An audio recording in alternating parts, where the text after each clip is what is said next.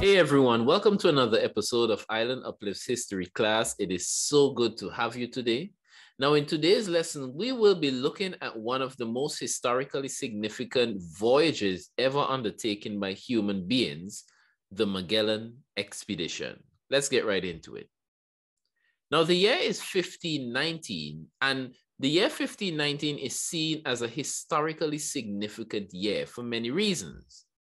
Firstly, the city of Havana in Cuba was founded in this year, or rather the city being founded and planted in its modern-day location occurred in this year.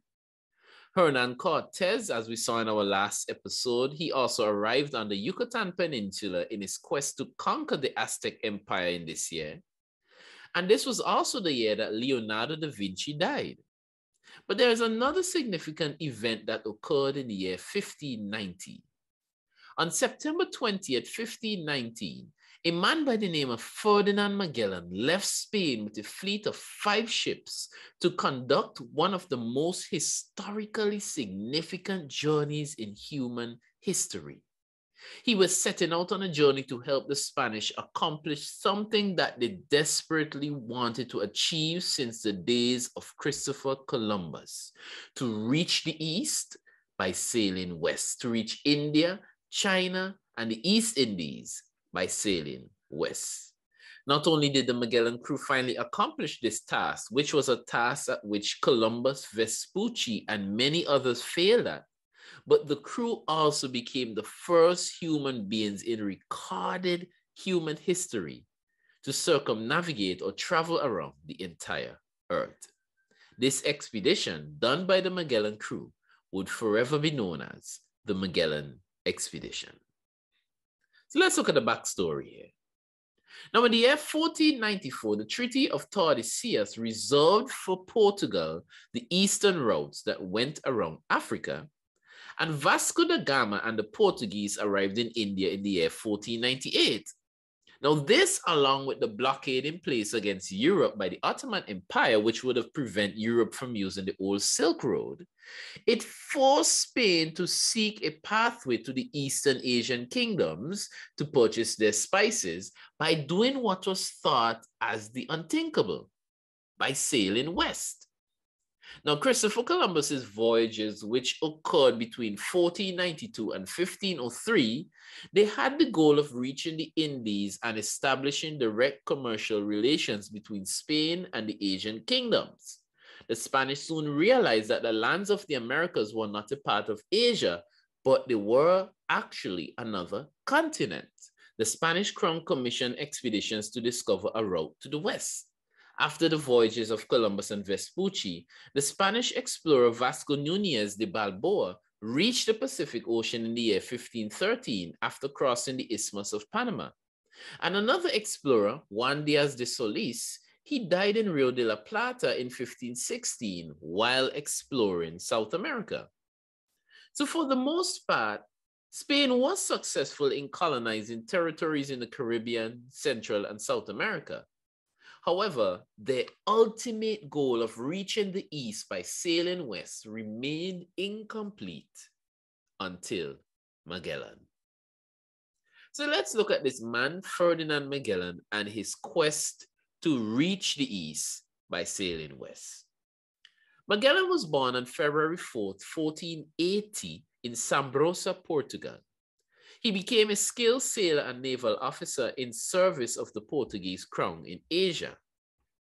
Now, King Manuel I of Portugal refused to support Magellan's plan to reach the Maluku or the Moluccas Islands, which were known as the Spice Islands, and which are in modern-day eastern Indonesia, by sailing westwards around the American continent. And King Manuel I would have seen this as a wasting of time and resources, because the Portuguese already controlled the eastern sea routes, the eastern maritime routes to reach India and the East Indies. So it's like, why am I gonna waste my time with this man, with this proposal? It doesn't make sense. However, facing some criminal offenses, Magellan left Portugal and proposed the same expedition to King Charles I of Spain, who later became known as Charles V, who accepted it. Magellan's project if successful, would realize Columbus's plan of a spice route by sailing west without damaging relations with the Portuguese. The idea was in tune with the times, and it had already been discussed after Balboa's discovery of the Pacific Ocean. So on the 22nd of March, 1518, the king named Magellan and Falero captains so that they could travel in search of the Spice Islands beginning in the month of July. Now, the expedition was funded largely by the Spanish crown, which provided ships carrying supplies for 2 years of travel.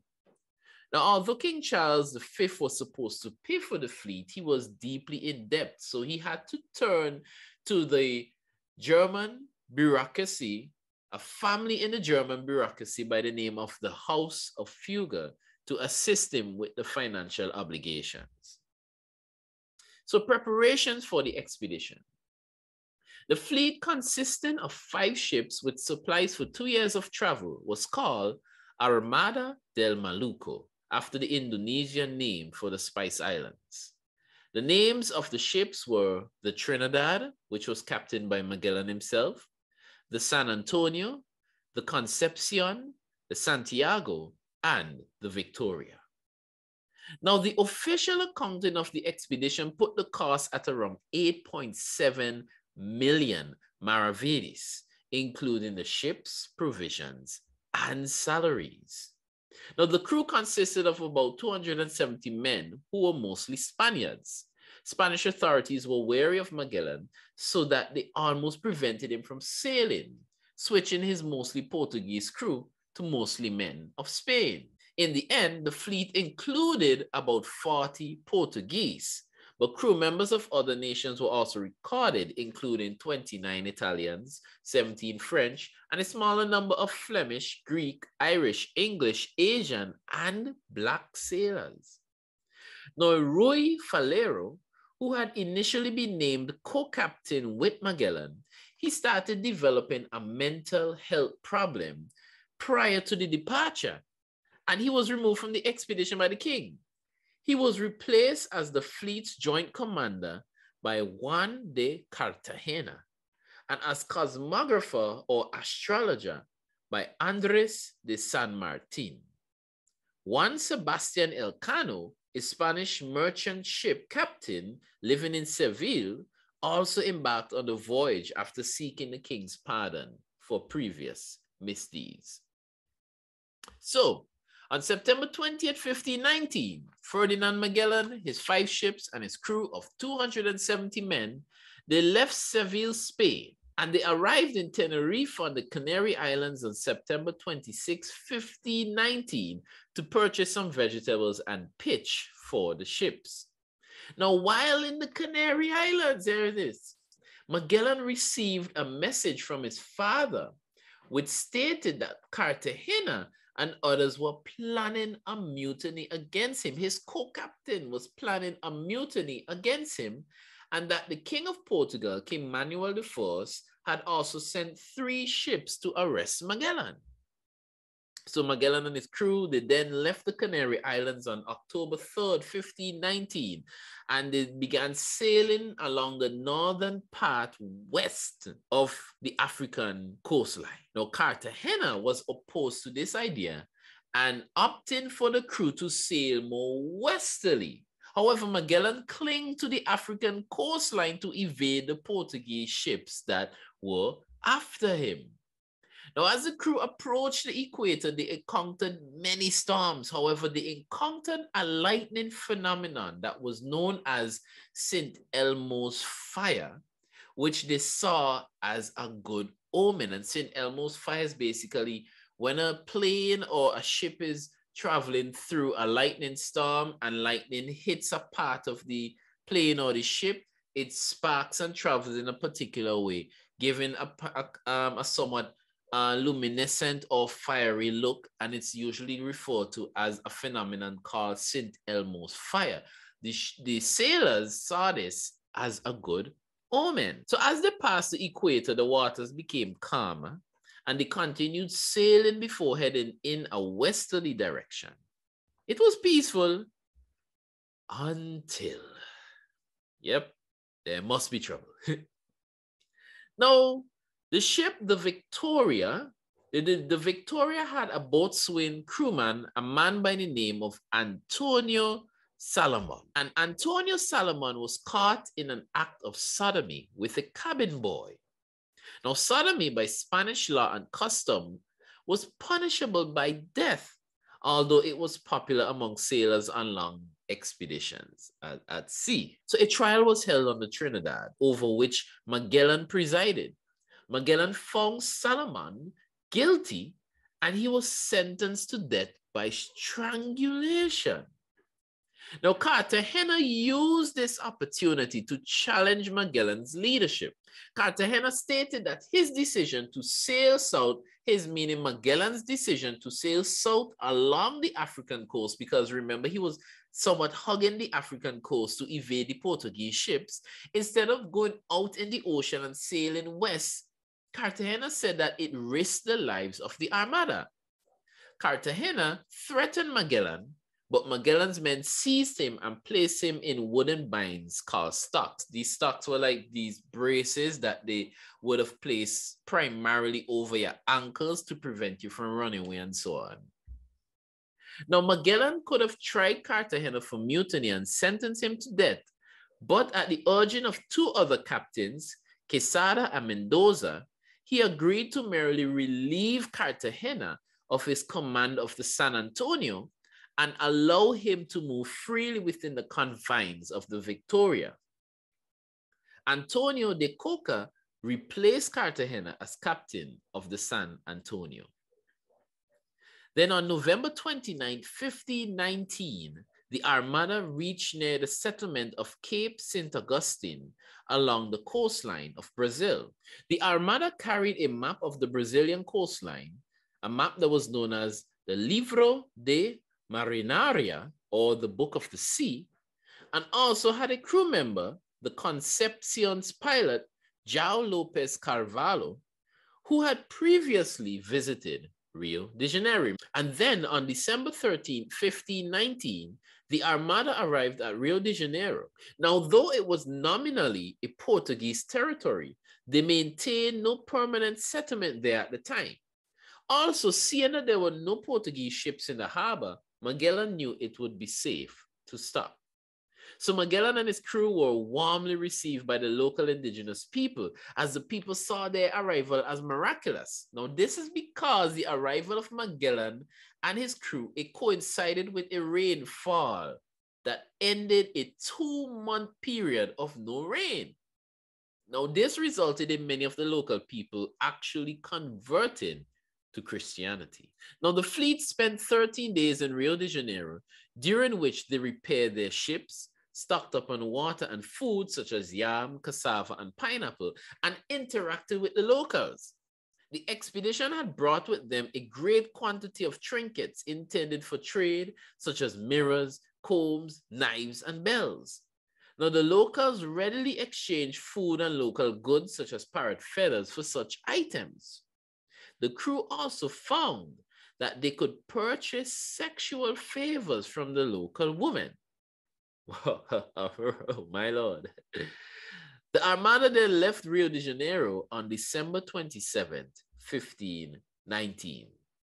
The fleet then sailed south along the South American coast, hoping to reach El Paso, which was the name given to the fabled strait that would allow them passage past South America and towards the Spice Islands.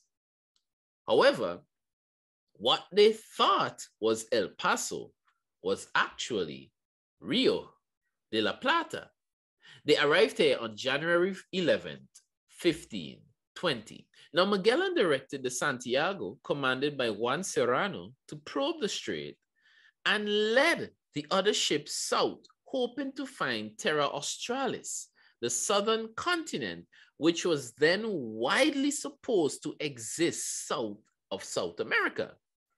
They failed to find the southern continent, and when they regrouped with the Santiago a few days later, Serrano reported that the hoped-for strait was in fact the mouth of a river.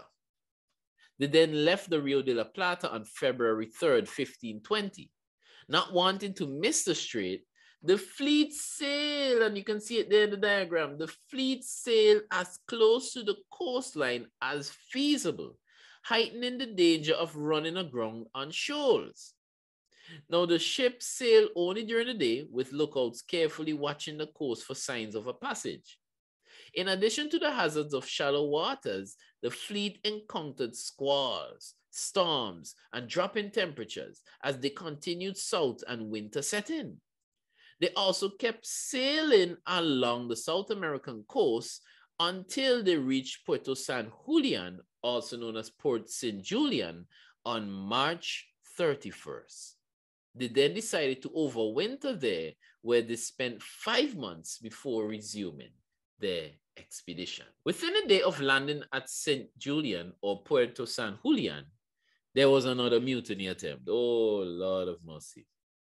Now, like the one during the Atlantic crossing, it was led by Juan de Cartagena again, who was the former captain of the San Antonio.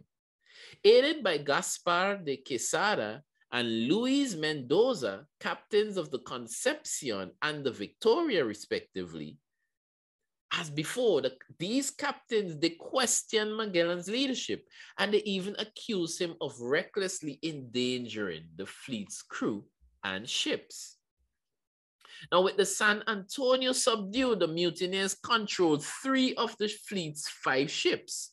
Only the Santiago, commanded by Juan Serrano, remained loyal to Magellan, along with the flagship, the Trinidad, which Magellan commanded. Now, with immense tactic and support, Magellan overcame the mutiny again.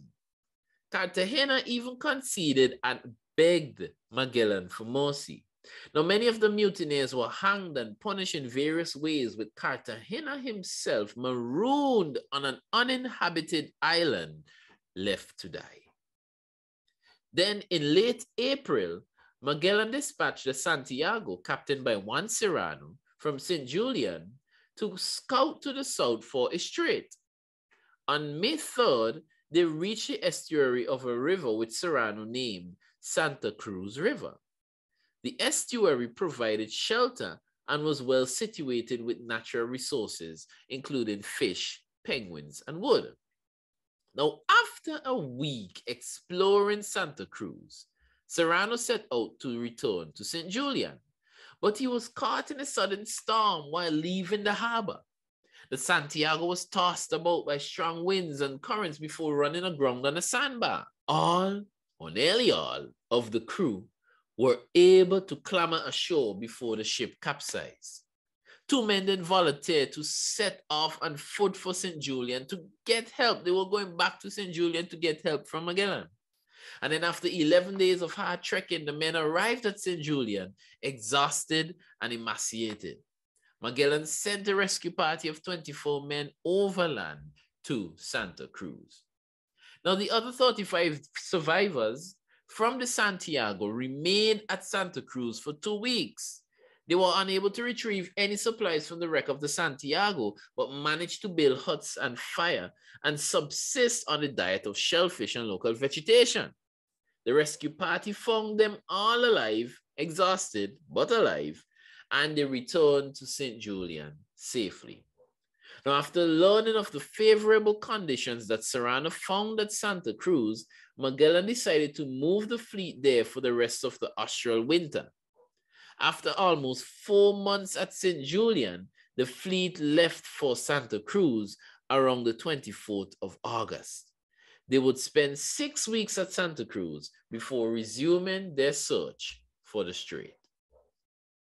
So Magellan and his crew, and I hope you're following the journey here, Magellan and his crew, who now have 4 ships, because remember the Santiago was now destroyed, they left Santa Cruz on October 18, 1520. And now they're approaching the very tip of South America.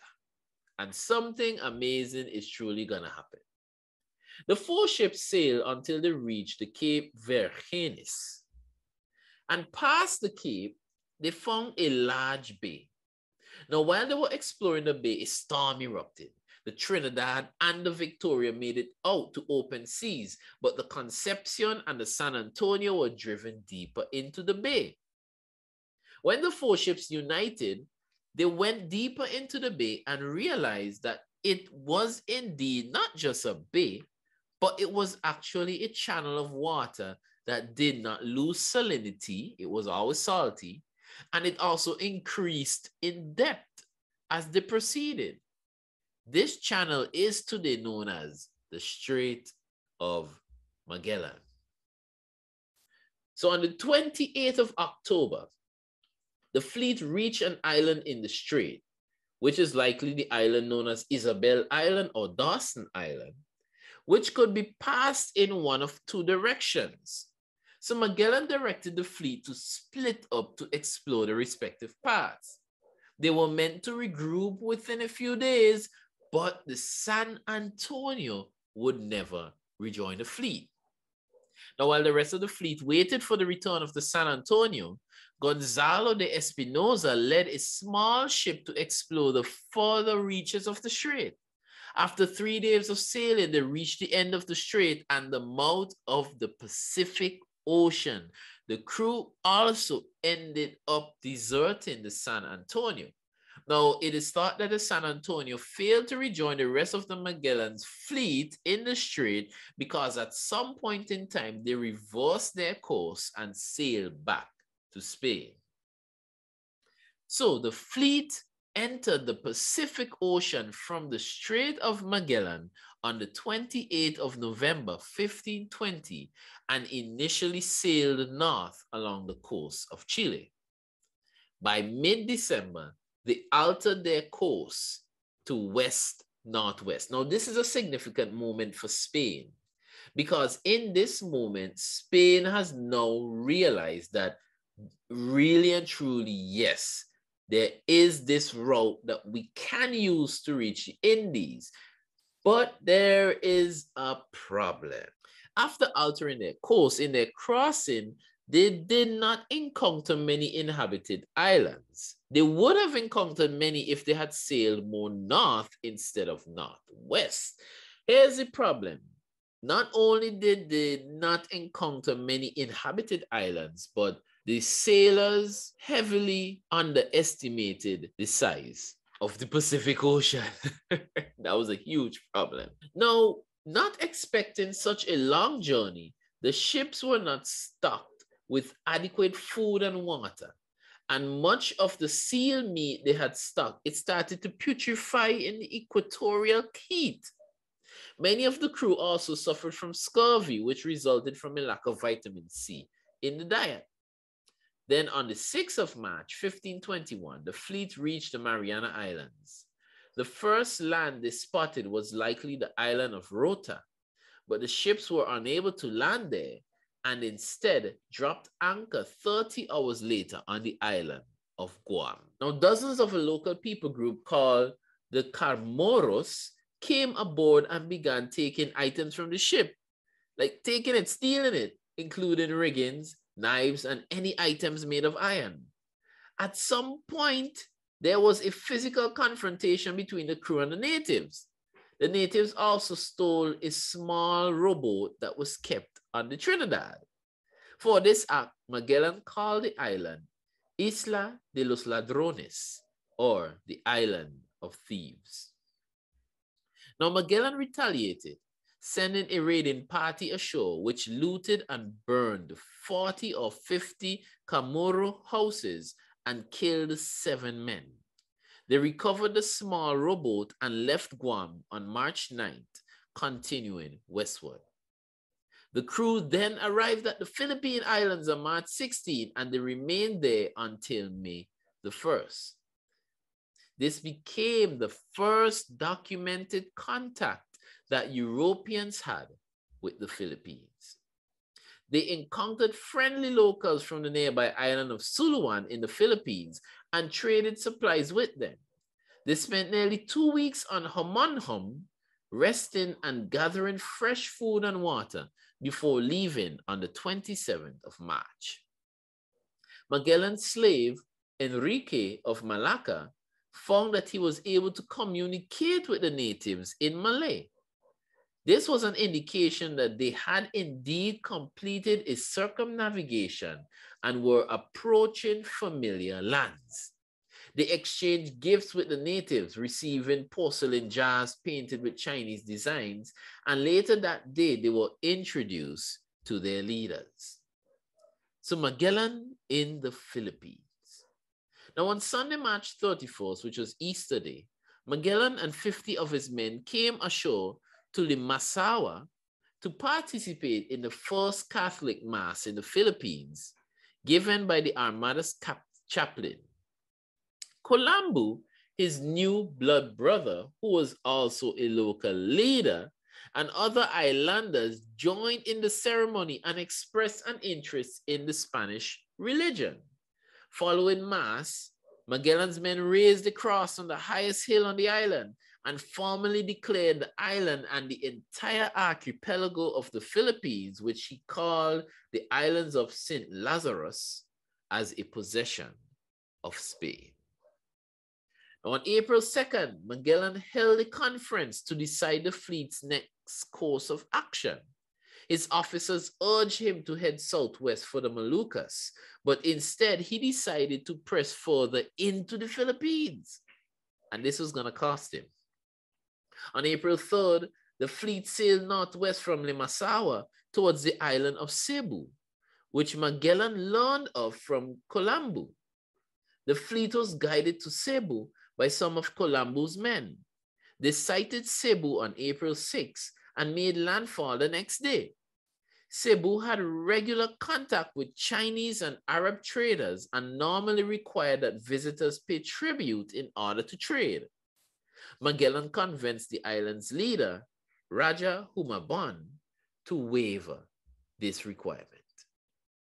As he had done in Limasawa, Magellan gave a demonstration of the fleet's arms in order to impress the locals. Again, he also preached Christianity to the natives, and on April 14th, Humabon and his family were baptized and given an image of the Holy Child, which was later known as Santo Niño de Cebu. In the coming days, other local chieftains were baptized, and in total, about 2,200 locals from Cebu and other nearby islands were converted to Christianity. However, when Magellan learned that a group on the island of Mactan, led by a chief named Lapu-Lapu, resisted Christian conversion, he ordered his men to burn their homes. When they continued to resist, Magellan informed his council on April 26 that he would bring an armed contingent to Mactan and make them submit under threat of force. Magellan mustered a force of 60 armed men from his crew to oppose Lapu-Lapu's forces. Some Cebuano men followed Magellan to Mactan, but were instructed by Magellan not to join the fight, but merely to watch. He first sent an envoy to Lapu-Lapu, offering him a last chance to accept the King of Spain as their ruler and avoid bloodshed. Lapu-Lapu refused. Magellan took 49 men to the shore, while 11 remained to guard the boats. Though they had the benefit of relatively advanced armor and weaponry, Magellan's forces were greatly outnumbered. His forces were driven back and defeated. And then on April 27, 1521, Ferdinand Magellan was killed during the battle with Lapu-Lapu's forces. He was struck first with a bamboo spear and then finished off with other weapons. Now, following Magellan's death, the remaining men held an election to select a new leader for the expedition. They selected two commanders who would have acted, of course, as co-commanders. Duarte Barbosa, who was Magellan's brother-in-law, and Juan Serrano. Magellan's will called for the liberation of his slave, Enrique, but Barbosa and Serrano demanded that he continue his duties as an interpreter for them and follow their orders. That was going to cost them, because apparently Enrique actually ended up betraying them and communicating certain details to the local tribespeople. So on May the 1st, Cebu chief Humabon invited the men ashore for a great feast. It was attended by around 30 men who were mostly officers. Towards the end of the meal, armed Cebuanos entered the hall and murdered the Europeans. 27 men were killed. Juan Serrano, one of the newly elected co-commanders, was left alive and brought to the shore facing the Spanish ships. Serrano begged the men on board to pay a ransom to the Cebuanos. The Spanish ships left port and Serrano was presumably killed. Now, with just 115 surviving men out of the 270 who had sailed from Seville, it was decided that the fleet did not have enough men to continue operating 3 ships. So on May 2nd, the Concepcion was emptied and set on fire. With Carvalho as the new captain general, the remaining 2 ships, the Trinidad and Victoria, spent the next 6 months meandering through the Southeast Asia islands in search of the Moluccas. On the way, they stopped at several islands, including Mindanao and Brunei. During this time, they engaged in acts of piracy, including robbing a junk bong for China from the Moluccas. Oh, Lord. And then on September 21st, Carvalho was made to step down as Captain General. He was replaced by Martin Mendez, with Gonzalo de Espinosa and Juan Sebastian Elcano as captains of the Trinidad and Victoria, respectively. So the ships finally reached the Moluccas on November 8, 1521, when they reached the island of Tidor. They were also greeted by the island's leader, Almanzor, known to the officers by the Spanish name Almanzor. Now, Almanzor was a friendly host to the men and readily claimed loyalty to the King of Spain. A trading post was established in Tidor, and the men set about purchasing massive quantities of cloves in exchange for goods such as cloth, knives, and glassware. Now, around December 15, 1521, the ships attempted to set sail from Tidor laden with cloves, but the Trinidad, which had fallen into disrepair, was found to be taken on water. The departure was postponed while the men, aided by the locals, attempted to find and repair the leak. Now, when these attempts were unsuccessful, it was decided that the Victoria would leave for Spain via a western route and that the Trinidad would remain behind for some time to be refitted before heading back to Spain by an eastern route. Now, this eastern route would have involved an overland passage across the American continent. Now, several weeks later, Trinidad departed and attempted to return to Spain via the Pacific route. This attempt failed. The Trinidad was captured by the Portuguese, because remember, they're in Portuguese territory. The Trinidad was captured by the Portuguese and it was eventually wrecked in a storm while at anchor under Portuguese control. Now, after the stops on Ambon Island and Timor, the Victoria set sail for Spain via the Indian Ocean route on December 21st, 1521. This was now under the command of Juan Sebastian Elcano. By May 6, 1522, the Victoria rounded the Cape of Good Hope in South Africa with only rice for rations. And then 20 crewmen died of starvation by July 9th, 1522, when Elcano sailed into the Portuguese islands of Cape Verde for provisions. They had no trouble making purchases at first, using the cover story that they were returning to Spain from the Americas. However, can't trick the Portuguese. The Portuguese detained 13 crew members after discovering that the Victoria was carrying spices from the East Indies. And remember, that was Portuguese territory at the time, according to the Treaty of Tordesillas. The Victoria managed to escape with its cargo of 26 tons of spices, which included primarily cloves and cinnamon. And then on the 6th of December, 1522, Elcano and the remaining crew of Magellan's voyage arrived in Sanlúcar de Barrameda in Spain aboard the Victoria. They set out with 5 ships. They returned with just 1, almost exactly 3 years after they departed. They then sailed upriver to Seville and from there overland to Valladolid, where they appeared before the emperor. Out of the 270 men who originally embarked on the voyage, only 18 men survived the journey. And this right here is the path of the Magellan Expedition, which was the first ever circumnavigation of the world done by mankind. So what were the impacts of this expedition? Well, different teams were subsequently sent out to capture lands discovered during the voyage and to also find alternative routes.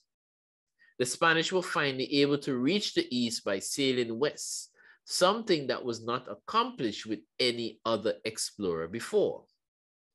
Such voyages led to frequent disputes between the Portuguese and the Spanish. In a later treaty, the Portuguese were eventually given the Moluccas and the Spanish were given the Philippines.